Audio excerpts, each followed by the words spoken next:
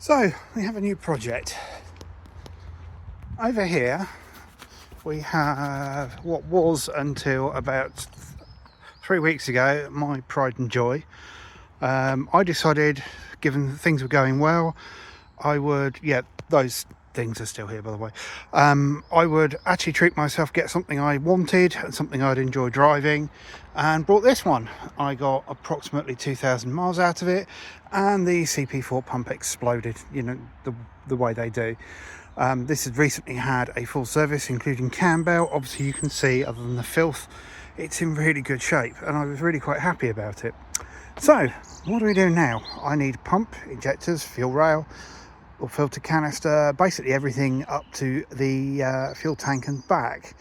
So I went and brought another one. So not sure about this one. So it's definitely, its last hope is it's going to be a donor, but initially when I looked at it, I wasn't, the pictures didn't really match what I got. But it's been sat for 4 months and the guy's chopped about $1,000 off the price. So ideally all I want is injectors, pump and all the bits to do the fuel system. But it is a nicer truck than mine. It was sat in a field up to its hubcaps, so the guy did an excellent job getting that out. But so I expected a reasonable drive home with smoke, because we know one injector is probably bad. Although, having pulled the fault codes, it could actually be sensors.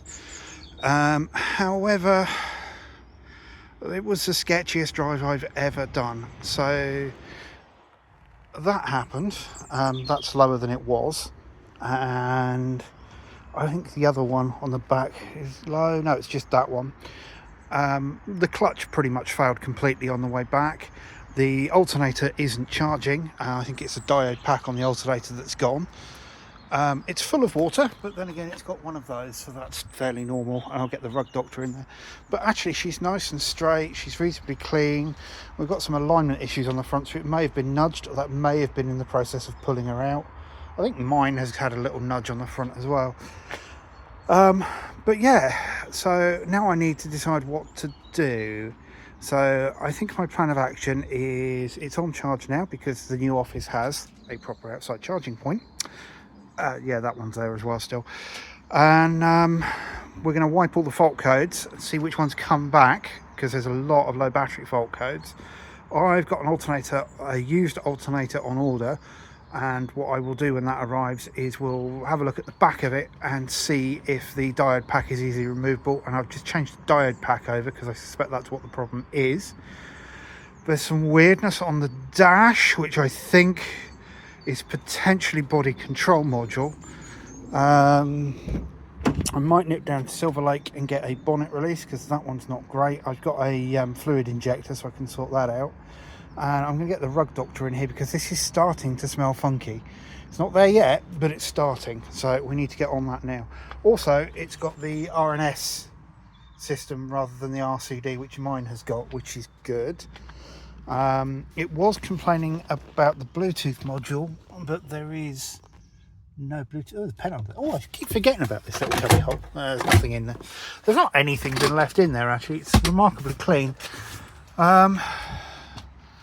And then, I think what we'll do is we'll go from there in terms of finding out what we do with this one. So get it started, get it charging, and I'm going to take my MAF off of there.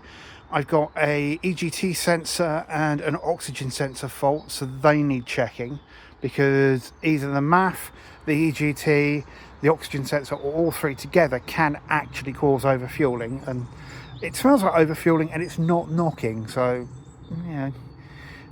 I'm leaning away from it being an injector. The engine runs fine, there's loads of boost, the turbo is noisy.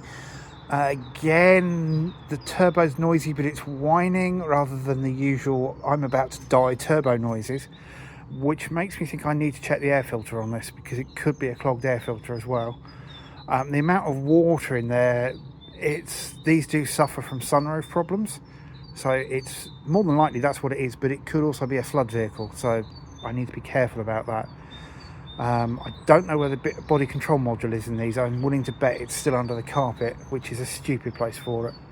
But anyway, I will detail this as we go to get it back on the road and deal with it, and we'll see where this one ends. But one of these two will be back on the road in 2 weeks. That's my deadline. This is booked in for an MOT on the 17th, so something needs to go to the garage on the 17th.